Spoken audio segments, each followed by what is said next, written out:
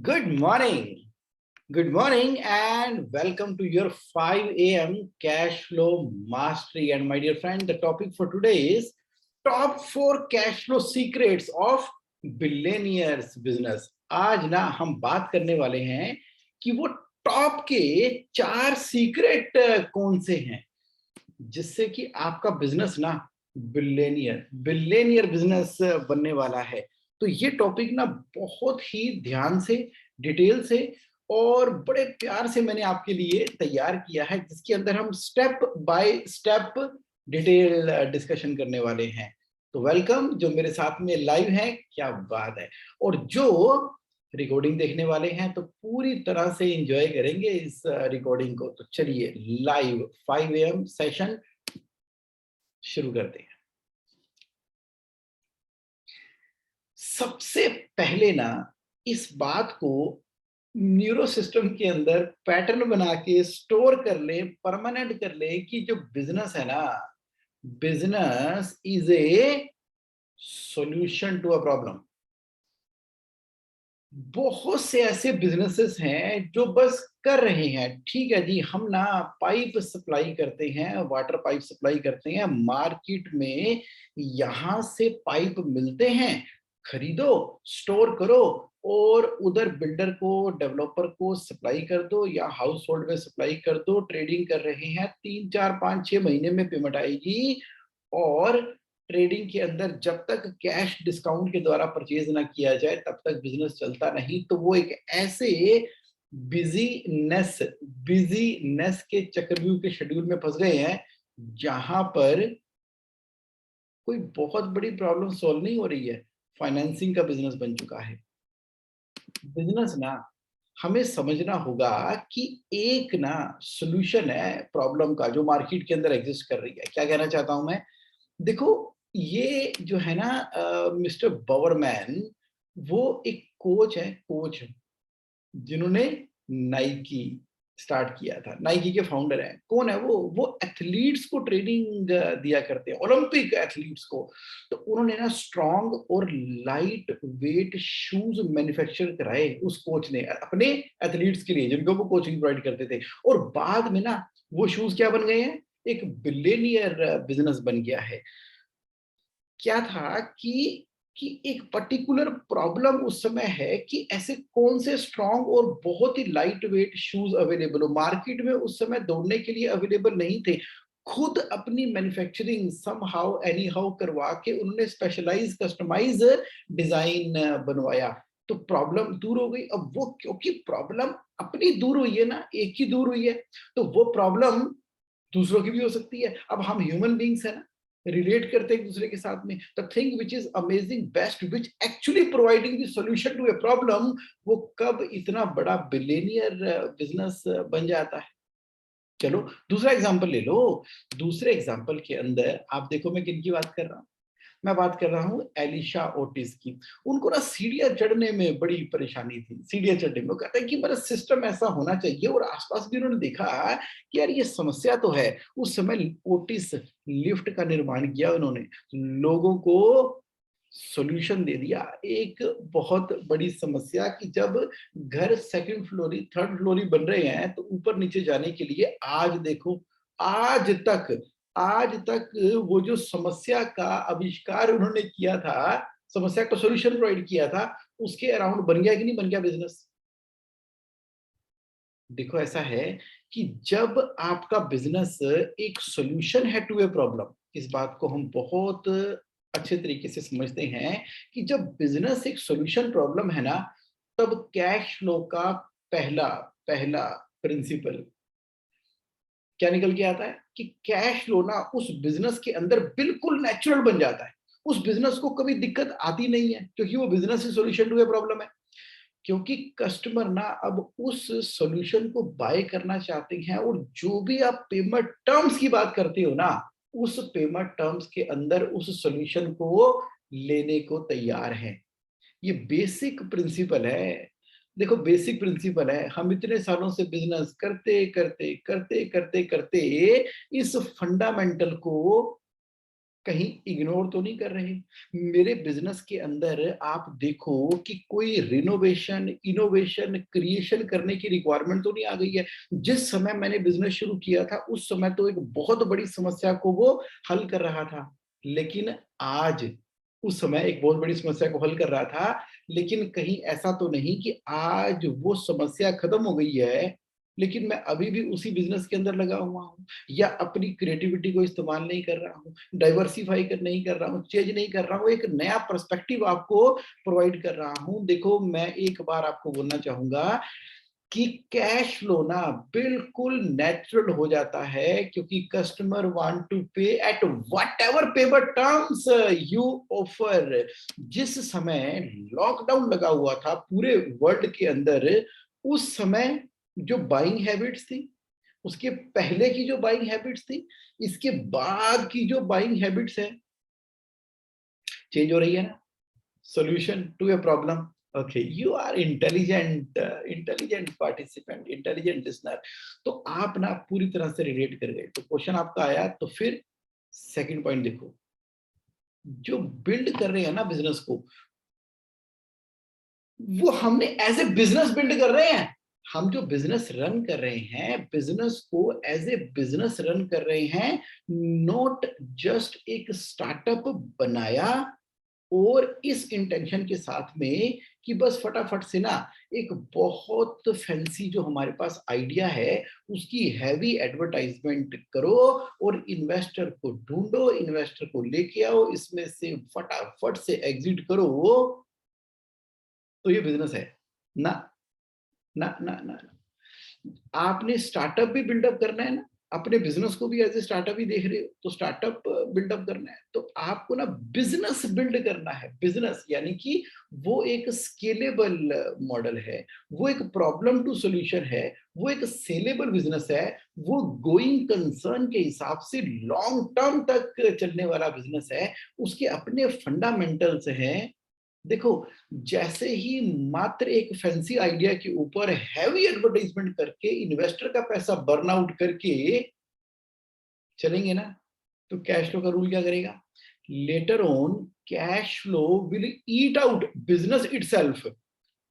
ये cash flow है ना, ये खुद ही बिजनेस को खा जाता है, खुद ही खा जाता है। जैसे शरीर में हड्डियां होती है ना, अंदर भोजन ना जाए, कैल्शियम ना जाए, तो शरीर हमारी हड्डियों को ही खाना शुरू कर देता है, कैल्शियम ही। उसी तरीके से मात्र fancy idea with the heavy advertisement, investor तो मिल जाएंगे, लेकिन कैश फ्लो ही बिजनेस को खा जाएगा, खत्म कर देगा, एलिमिनेट कर देगा। तो बी अवेयर, बी अवेयर। करना क्या है? मिनिमम वाइबल प्रोजेक्ट के साथ में स्टार्ट करो। तो क्या होता है, व्हाट इज एमवीपी? एमवीपी का मतलब होता है मिनिमम वाइबल प्रोजेक्ट, यानी कि जो आइडिया आपके पास आया है ना, उस आइडिया पे ना पहले बिल्ड कर लो। एक बिल्कुल शॉर्ट सिंपल इनिशियल एक एस्पेक्ट को बिल्ड कर लो, एक सैंपल बिल्ड कर लो। अब उसको मेजर करो, उसको मार्केट में लॉन्च करो, टेस्ट करो, उसको मेजर करो, मेजर करके उसके डाटा एनालिसिस करो कि क्या कंज्यूमर का बिहेवियर है, किस तरह से, क्या प्राइस की एक्सेप्टेबिलिटी मार्केट के अंदर आ रही है, फंक्शनैलिटी उसकी क्या आ रही है, रिलायबिलिटी उसकी क्या आ रही है, उससे लर्न करो। लर्न करके अपने आइडिया को इंप्रूव किया, इंप्रूव करके वो जो बिल्टअप प्रोडक्ट है वर्जन 1.1, उसको फिर आपने मेजर किया, डाटा दिया, लर्न किया, बिल्ड किया, मेजर किया, लर्न किया, डाटा किया। तो मिनिमम वाइबल प्रोजेक्ट की तरह एक पे काम किया, एक पर्टिकुलर मार्केट के अंदर काम किया। अगर आप पूरे इंडिया के अंदर आपको इतना कॉन्फिडेंस है कि मेरा प्रोडक्ट चलने वाला है, तो पूरे हिंदुस्तान के अंदर डिजिटल मार्केटिंग करने की जगह, हर जगह होर्डिंग, एडवर्टाइजमेंट, हर जगह करने की जगह, अगर आप सोचो कि पहले मैं मिनिमम वाइबल प्रोजेक्ट की तरह पूरे इंडिया की जगह नॉर्थ इंडिया में कर लेता हूँ, नॉर्थ इंडिया में भी मैं दिल्ली में कर लेता हूँ, दिल्ली में भी मैं जनकपुरी में कर लेता हूँ, और यहाँ पर इसको मिनिमम वायबल प्रोजेक्ट को टेस्ट करके देखता हूँ, टेस्ट करके देखता हूँ, और मार्केट का क्या रिएक्शन आता है, उसके अराउंड एक शॉप, बिजनेस, एप्लीकेशन बिल्डअप करूंगा, एंड देन उसको मल्टीप्लाई करूंगा, स्केल अप करूंगा। यानी कि आप क्या कर रहे हो? आप ना एक बिजनेस, इसका मतलब बिल्ड कर रहे हो। जस्ट मात्र एडवर्टाइजमेंट के द्वारा पूरी हाइप क्रिएट करके चलेगा थोड़ी बिजनेस, वो इन्वेस्टर का पैसा भी बर्न हो जाएगा। Yes, yes yes my dear friend, आप ना बहुत अच्छे से इस पॉइंट को रिलेट कर गए, यानी कि लगातार कंटिन्यूस ऑन गोइंग इनोवेशन जो आपके बिजनेस के अंदर होती चली जा रही है ना, जैसे जैसे समय बीत रहा है, year by year, month by month, week by week, आपके अपने प्रोडक्ट के अंदर इनोवेशन मिनिमम वाइबल प्रोजेक्ट के हिसाब से हो रही है, तो नेक्स्ट लेवल पे बिल्डअप होता चला जा रहा है। एग्जाम्पल क्या है? देखो, मिनिमम वाइबल प्रोजेक्ट के हिसाब से आप आगे बढ़ रहे हो ना, तो कैश फ्लो सही रहेगा, नहीं तो कैश फ्लो इतना लोड कर देगा आपको डेप्ट के साथ में, इतना लोड कर देगा डेप्ट के साथ में कि ये डेप्ट रिडन बिजनेस बन जाएगा, डेप्ट रिडन बिजनेस बन जाएगा। नहीं नहीं, मुझे तो ये बहुत बड़ा प्लांट खोल के पूरे हिंदुस्तान में, पूरे वर्ल्ड में सप्लाई कर देना है, बहुत शानदार amazing state of the art project लगा दूंगा, वर्किंग कैपिटल के पैसे बचे नहीं, तो कैश फ्लो ने क्या किया, लोड कर दिया बिजनेस को पूरी तरह से डेप्ट के अंदर। इस बेसिक प्रिंसिपल को आपने भूलना ही नहीं है, इस बेसिक प्रिंसिपल को भूलना ही नहीं है। आप कह रहे हो कि जगमोहन एक बहुत सिंपल एग्जांपल दो ना रियल लाइफ का, ये लो DMart, best example of minimum viable project and billionaire is the success story of the founder of DMart. क्या किया उन्होंने, सस्ते वाला एक डी मार्ट का उन्होंने एक स्टोर खोला, एक स्टोर से फिर जैसे जैसे जैसे जैसे पहले स्टोर को बहुत समय लगा मैच्योर होने के लिए, उन्होंने हर तरह से कस्टमर की हैबिट को, चीजों को देखा, and then multiply multiply multiply multiply, एक समय तो ऐसा आया कि सेवंथ रिचेस्ट मैन बन चुके हैं। सिंपल फॉलो किया उन्होंने उस प्रिंसिपल को, किस प्रिंसिपल को, बिल्ड अ बिजनेस बिल्ड किया उन्होंने, कोई जस्ट अ स्टार्टअप बिल्डअप नहीं किया। कैसे किया, मिनिमम वाइबल प्रोजेक्ट, आइडिया आया, बिल्ड किया स्टोर, उसके बाद कंज्यूमर के बिहेवियर को मेजर किया, लर्न किया, आइडिया किया, अब आप मास्टर हो गए, अच्छे से समझ गए हो। बहुत ही सिंप्लीफाइड तरीके से मैंने आपके बिजनेस में आपको बता दिया है। तो फिर तीसरा पॉइंट क्या है? देखो, तीसरा पॉइंट ना आपके लिए समझना जरूरी है कि invest cash flow on core of business. मतलब जो पैसा है ना, पैसा है, आपका जो बिजनेस आप कर रहे हो, उसके अंदर जो सबसे कोर चीज है, जिसकी वजह से रिजल्ट आते हैं, जिसकी वजह से बिजनेस माना जाना जाता है, वहां पर कैश फ्लो मैक्सिमम इन्वेस्ट होना चाहिए, ना कि बाकी जगह के ऊपर। आप कह रहे हो थोड़ा खुल के बताओ ना, खुल के बताओ, मैं खुल के बताता हूँ। Let me tell you. देखो, आप रेस्टोरेंट के बिजनेस में हो, जो कोर है ना, कोर वो ना फूड की क्वालिटी है। अच्छा, फिजिकल इन्वायरमेंट भी इंपॉर्टेंट है और सर्विस की क्वालिटी भी बहुत इंपॉर्टेंट है। दोबारा बोलता हूं मैं, आप रेस्टोरेंट के बिजनेस के अंदर हो तो आपका कोर क्या है, फूड की क्वालिटी। फूड की क्वालिटी सबसे ज्यादा इंपॉर्टेंट है 80-20 रूल के हिसाब से। फिजिकल इन्वायरमेंट भी इंपॉर्टेंट है, सर्विस क्वालिटी भी इंपॉर्टेंट है, तीनों को मिलाकर कस्टमर सेटिस्फेक्शन आएगी। कभी आप दिल्ली से पंजाब जा रहे हो तो रास्ते में सुखदेव ढाबा आ रहा है, गरम गरम भी आ रहा है, तो यहाँ पर फूड क्वालिटी पे उसने कंप्रोमाइज नहीं किया। अब मैं नाम नहीं लूंगा, तो वो अभी भी जबरदस्त तरीके से चल रहा है। लेकिन फिजिकल इन्वायरमेंट मात्र बना देने से, सर्विस की क्वालिटी इंप्रूव कर देने से, अभी लोग होते हैं वहां पे, होते ही नहीं, कोई नहीं बैठता वहां पे, कहाँ पे, दोनों में से एक जगह पे दूसरी जगह पर बैठते हैं। फूड की क्वालिटी पे कंप्रोमाइज नहीं किया, कस्टमर सेटिस्फेक्शन तीनों से आ रही है। तो मैं क्या बोल रहा हूँ कि कोर क्या है बिजनेस का, फूड की क्वालिटी। आपने तो ऐसी ऐसी जगह देखी होंगी जहां पर फूड की क्वालिटी बहुत अमेजिंग है और कचौड़ियां लाइन लगा के बिक रही हैं, छोले कुलचे लाइन लगा के बिक रहे हैं, छोले भटूरे लाइन लगा के बिक रहे हैं, जहां पर उन्होंने टिकियां लाइन लगाकर बिक रही हैं उन्होंने। और इन्वायरमेंट आज में क्या है, एक खाली रेडी है, एक जगह है या कैसी भी है, मतलब लोग टूट पड़े उसके ऊपर। कोर के ऊपर फोकस रखा ना, फूड क्वालिटी के ऊपर। अब क्या हो रहा है, बहुत ही महंगे महंगे कंसल्टेंट हायर करके और सिक्स सिग्मा और बाकी पता नहीं कौन सी फैंसी चीजें देख के मैनेजमेंट के अंदर, बोर्ड मीटिंग के अंदर अलग अलग तरह की प्रेजेंटेशन जो लोग कर रहे हैं, तो कोर को छोड़ दिया और बाकी सब चीजों के ऊपर देखो जी, फिजिकल इन्वायरमेंट बहुत बढ़िया होना चाहिए, बिल्डिंग के अंदर शोशा होनी चाहिए, यानी कि वो जैसे जैसे बिजनेस ग्रो करेगा मैग्नेट की तरह वो आता चला जाएगा, सर्विस क्वालिटी भी आती चली जाएगी, लेकिन फूड क्वालिटी को कंप्रोमाइज करके कैसे बात बनेगी, ये बात बहुत छोटी है। लेकिन मैं अब आपको अपॉर्चुनिटी दे रहा हूं, जरा अपने बिजनेस के अंदर देख लो माय डियर बिजनेस ओनर, कि जो आपका कैश फ्लो है वो हैवीली कहाँ इन्वेस्ट हो रहा है, कहीं बेसिक्स तो नहीं भूल गए, बेसिक फंडामेंटल छोड़ तो नहीं दिए, जिस रीजंस ने आपको सक्सेस दिलवाई और आपने वही चीज छोड़ दी, वही कोर छोड़ दिया। किसी के बिजनेस का कोर ये था कि आपकी कंपनी ना अवेलेबल थी कि जब भी कस्टमर की कोई भी कंप्लेंट रिक्वायरमेंट या नीड जनरेट हुई आपने प्रॉम्प्टली उसको पकड़ लिया। लेकिन आप over a period of time इतना सक्सेसफुल हो गए, आप कह रहे हो माल तो अपने आप बिक रहा है, अब ध्यान ही नहीं दे रहे उस पर्टिकुलर कोर के ऊपर जो कि देने की तैयार थी, और फिर कहते हो कैश फ्लो जो है मेरा ठीक तरीके से मैनेज नहीं हो रहा, कैश फ्लो के इशू आ रहे हैं। स्लो एंड स्टडी धीरे धीरे ईट आउट करना शुरू कर दिया है कैश फ्लो ने आपके बिजनेस को, क्योंकि कोर के ऊपर इन्वेस्टमेंट नहीं हो रही है। सोचो जरा, सोचो इसके बारे में। Next and the fourth, the final point to be taken care is your value system is your business. जो बिलियनियर का बिजनेस है ना, उनका वैल्यू सिस्टम ही बिजनेस क्रिएट कर रहा है।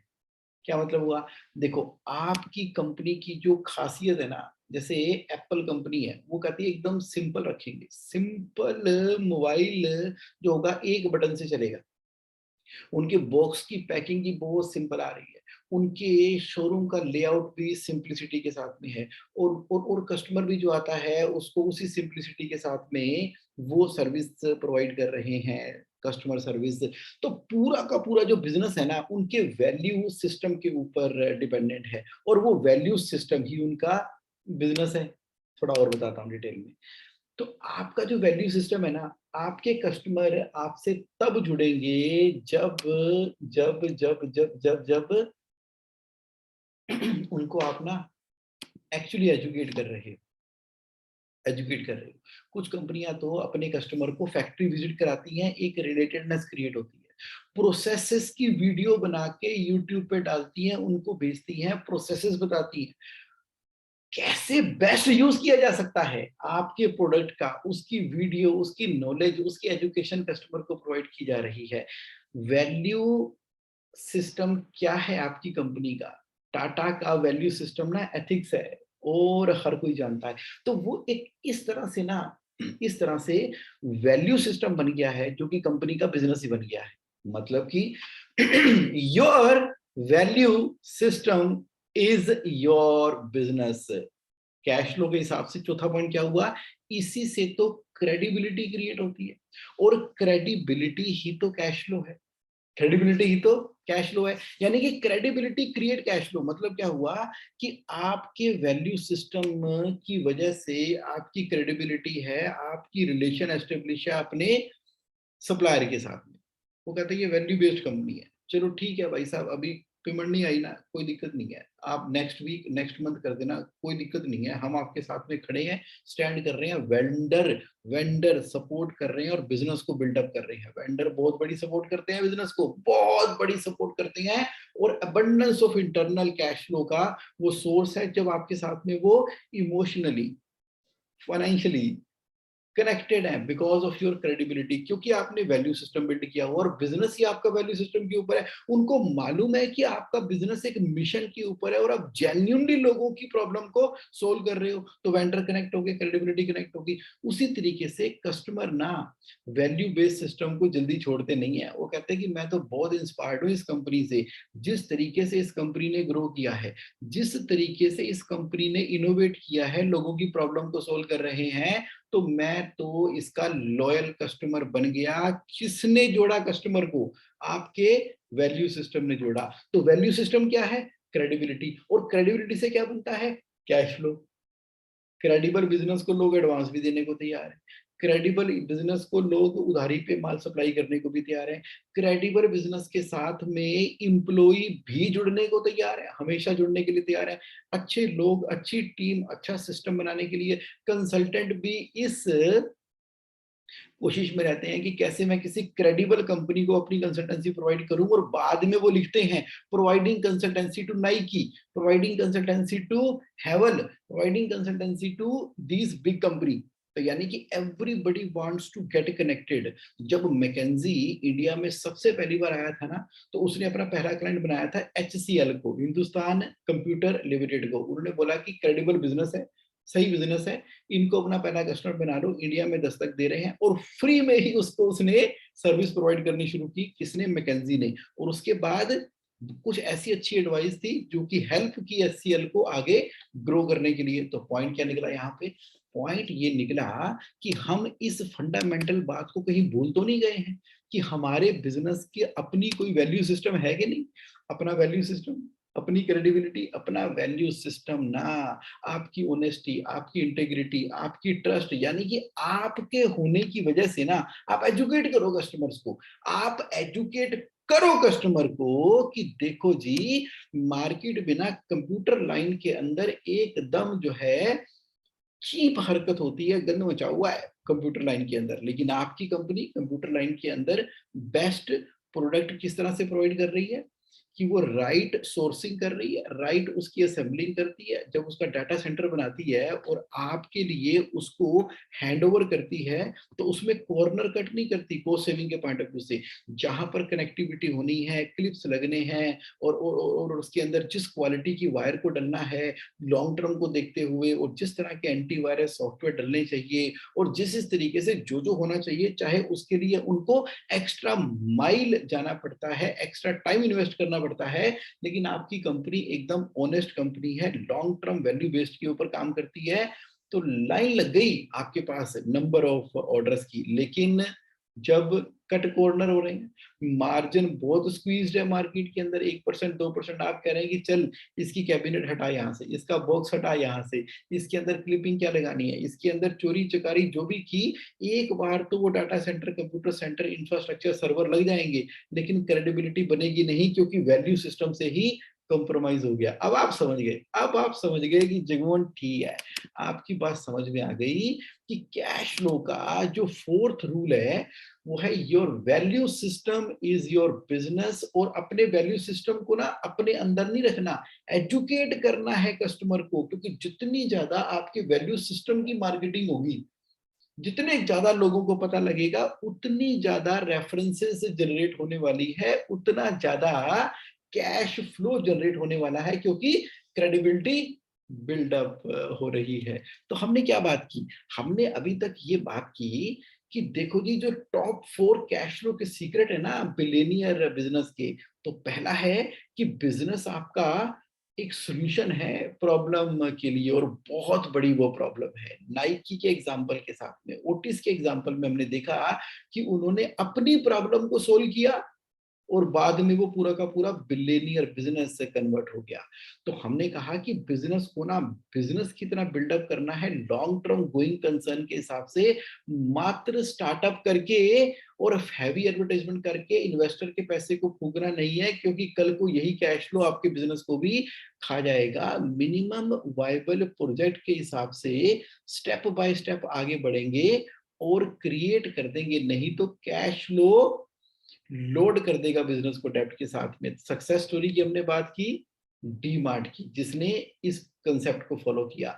इन्वेस्ट जो कैश फ्लो आपकी कंपनी का होना चाहिए, वो कोर ऑफ द बिजनेस के ऊपर होना चाहिए। एग्जांपल लिया था हमने रेस्टोरेंट बिजनेस का, उसके अंदर हमने बात की कि देखो जी, फूड क्वालिटी कोर है, physical environment, service quality important है, लेकिन मैक्सिमम पैसा वहां लगेगा तो उतनी ही रिजल्ट आपको आने वाली है। अभी हमने डिटेल में बात की वैल्यू सिस्टम की, आपके बिजनेस की, उसके बारे में कस्टमर को एजुकेट भी करना है, और उसी के अराउंड आपका बिजनेस बिल्डअप हो रहा है क्योंकि क्रेडिबिलिटी क्रिएट हो रही है। अब आपके माइंड में ना कोई भी क्वेश्चन आता है और आप मुझसे बात करना चाहते हो तो आप उपासना को व्हाट्सएप कर दिया करो 9818858498 के ऊपर। तो ये 4 इफेक्टिव प्रिंसिपल मैं आपके लिए लेकर आया था। Thank you very much for your valuable time. Thank you very much. Content complete हो चुका है। अब समय है शेयरिंग का। आपके माइंड में क्या आया इन 4 प्रिंसिपल को इस पर्सपेक्टिव के साथ में देखने के लिए? जो लोग मेरे साथ लाइव हैं, एक बार जरा हैंड रेज करो, बात करते हैं, बात करते हैं। जब हम बात करेंगे ना तो आपकी वीडियो नहीं आती, मैं समझ सकता हूँ सुबह 5 बजे वीडियो वाला माहौल भी नहीं होता आपकी सिर्फ आवाज आएगी। तो एक बार बात करते हैं। चलिए, के महेश्वरी जी ने हैंड रेज किया है। Let's talk sir, let's talk. पहले तो एक्नॉलेज करना चाहूंगा एकदम कंसिस्टेंसी के साथ में आप रेगुलर होते हैं 5 AM के अंदर। यस सर, के महेश्वरी जी। Good morning. Yes, good morning. Yes, you have given a different perspective, Vedmanji. The business code, your value system creates your business, and you have to look for a problem, a solution. A solution gives you a good business. But if you are solving somebody's problem, that gives a solution. That gives a business new thing. You can get cash. Now, a question arises. We all are in certain business, a standard business. Now, yes, how do we make our business become as problem solver or a solution to a problem? Say, example, you are supplying, let us say, shoes yes, as such. Now, one thing which came out in your part was, okay, a particular person solved the problem. Yes. But now, how do you create that? Because that's a very $1 million question. O yes, very amazing and $1 million question. इसके लिए जो सबसे पहला काम करना है ना sir, सबसे पहला काम करना है, आपको अपने सिस्टम के अंदर कस्टमर फीडबैक फॉर्म का सिस्टम इमीडिएटली इंट्रोड्यूस कर देना है। जिस भी कस्टमर को आप करंटली रनिंग बिजनेस के अंदर अपनी गुड्स, मटेरियल, सर्विसेज, शू सप्लाई करते हो ना, उससे आपने फीडबैक लेना है, फीडबैक लेना है, फीडबैक लेना है, फीडबैक लेना है। फीडबैक की क्वेश्चन बड़ी स्मार्टली आपने डिजाइन करने हैं। तो वो जो फीडबैक है ना, वो आपको इतना बहुत बड़ा एक डायरेक्शन देने वाला है अपने बिजनेस के अंदर इनोवेट करने के लिए। कोई कस्टमर आपको बोलेगा कि सर ठीक है, मतलब पहले आपके शूज ना बहुत ही बढ़िया क्वालिटी के आते थे, अब थोड़ा क्वालिटी के अंदर 19-21 होने वाला है, या आपकी क्वालिटी बहुत बढ़िया है लेकिन अड़ोसियों पड़ोसियों ने ना इस नई टेक्नोलॉजी को इंट्रोड्यूस कर लिया है जो कि जर्मनी जापान में बनी है।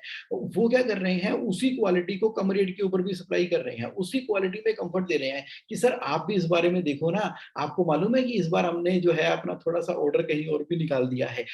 ऐसा डायरेक्टली नहीं बोलेगा, इनडायरेक्टली बोलेगा, आपको ना उसके फीडबैक से हिंट मिलनी शुरू हो जाएगी। पॉइंट नंबर 1 क्या है कि आपका बिजनेस रियली प्रॉब्लम को सोल्व कर रहा है कि नहीं कर रहा।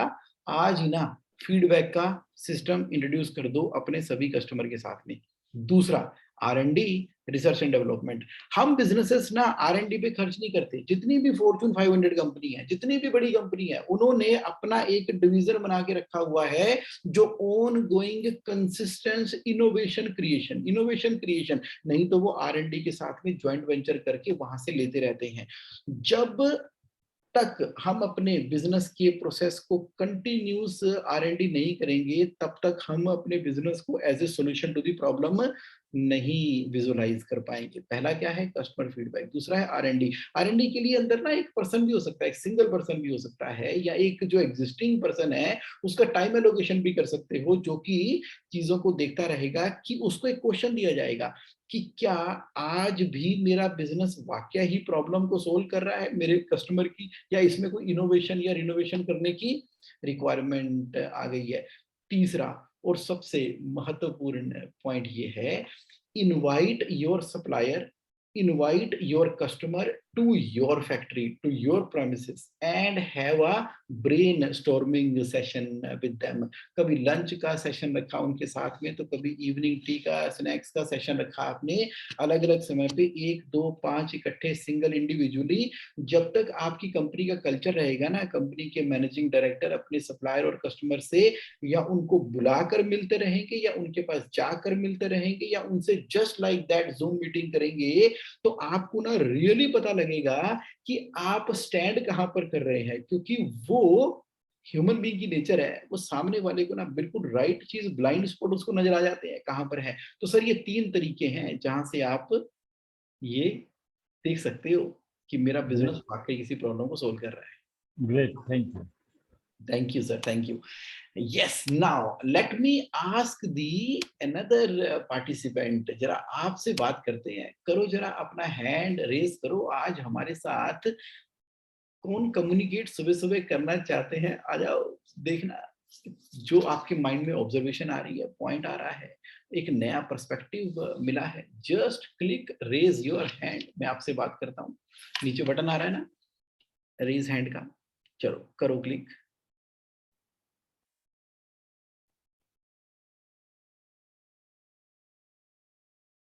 यस, तो हम बात कर रहे हैं म्यूरेश जी से। यस मिस्टर म्यूरेश, आप लाइव हैं। चलिए करते हैं बात।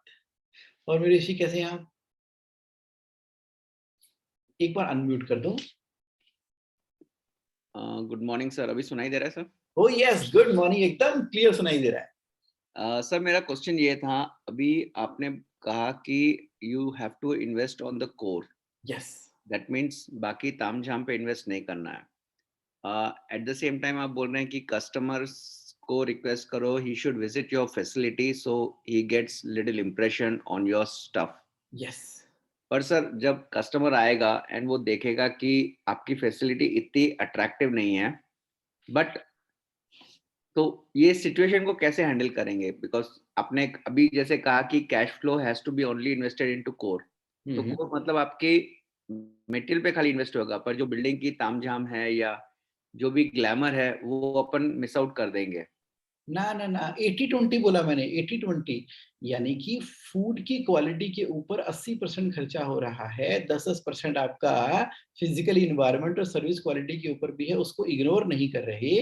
लेकिन बिल्कुल इग्नोर नहीं कर रहे, उसके ऊपर 80-20 का रूल लगा रहे हैं हम, क्योंकि 80% हमारी एफर्ट वहां जाएगी जहां से हमें रियल रिजल्ट निकलता है। तो आपके क्वेश्चन को वैसे मैं समझ गया, आपके क्वेश्चन को मैं रिक्रिएट करके बताता हूँ।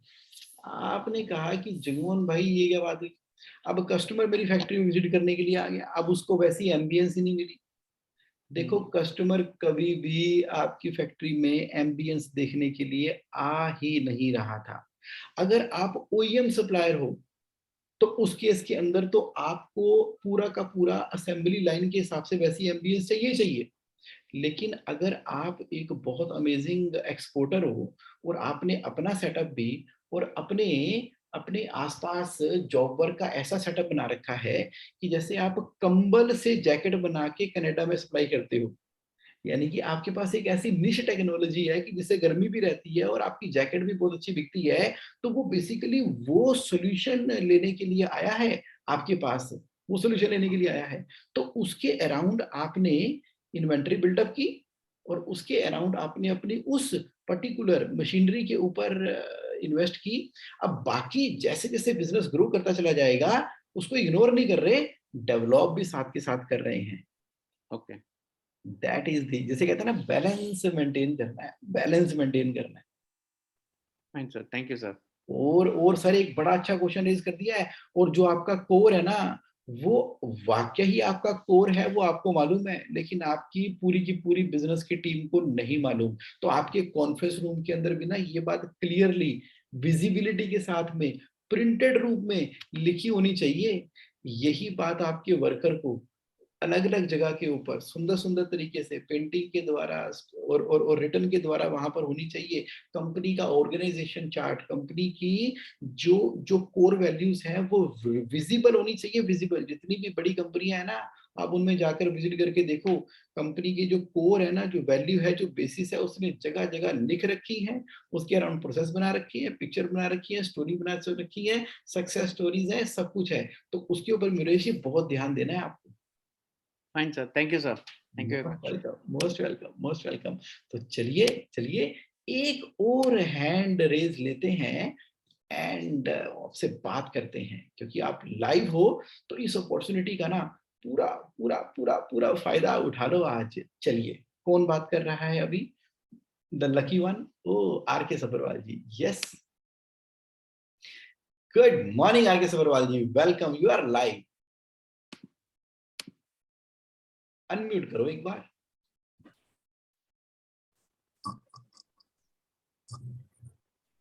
Yes, Now it's unmute, sir. Yes, अब अनम्यूट है और आपकी आवाज एकदम क्लियर आ रही है। Thank you very much for giving the opportunity. Sir, हमारा जो सर्विस इंडस्ट्री है, मैन पावर सर्विस इंडस्ट्री में हम काम करते हैं। यस, कुछ क्लाइंट ऐसे हैं जो हमारे पास 5 इयर्स से काम कर रहे हैं, लेकिन अब वो डिस्काउंट, मार्केट का कंपटीशन के कारण डिस्काउंट काफी हैवी मांगते हैं। यस, तो उससे जो है हमारी जो प्रॉफिटेबिलिटी है, यस, उसको मैं कहूँ तो 20% लेस हो जाती है। राइट, तो क्या हमारे को ये अपना जो सर्विस चार्जेस है मार्केट को देखते हुए कम करना चाहिए, या कुछ और बिजनेस सोचना चाहिए, कुछ और क्लाइंट देखने चाहिए? देखिए, बहुत ही इंपॉर्टेंट एस्पेक्ट का मुद्दा आपने छेड़ दिया है। ये आप इसको ना ऐसे भी देख सकते हो कि वो आपसे डिस्काउंट मांग रहे हैं। आप इसको ऐसे भी देख सकते हो कि ये आपके कस्टमर का फीडबैक है, पिछले 5 सालों से आपसे जुड़ा हुआ है। पहले मान लो आपका 10% या 9% मार्जिन था, अभी वो बात करता है देखो जी मार्केट में 3% 5% के ऊपर मिल रहा है, मुझे डिस्काउंट दो, मुझे डिस्काउंट दो, क्योंकि मैन पावर सप्लाई के अंदर तो जी मुझे ये डिस्काउंट चाहिए।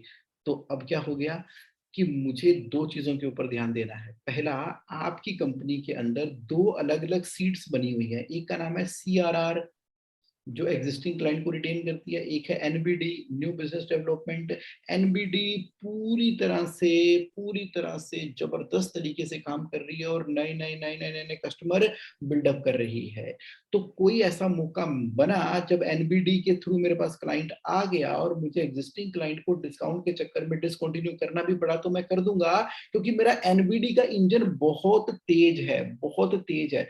दैट मीन टू से कि आपने बिजनेस को कस्टमर के फीडबैक के हिसाब से किया और एकदम क्रांतिकारी परिवर्तन लाए। और एनबीडी के अंदर अगर आपको और भी इन्वेस्ट करना पड़ रहा है पैसा, तो इन्वेस्ट करेंगे, क्योंकि फीडबैक बड़ा स्ट्रांग है। एग्जिस्टिंग कस्टमर 5 साल वाले डिस्काउंट पे डिस्काउंट मांगते चले जा रहे हैं, तो मुझे उतनी ही तेजी अपनी एनबीडी के ऊपर लानी पड़ेगी, पहली बात।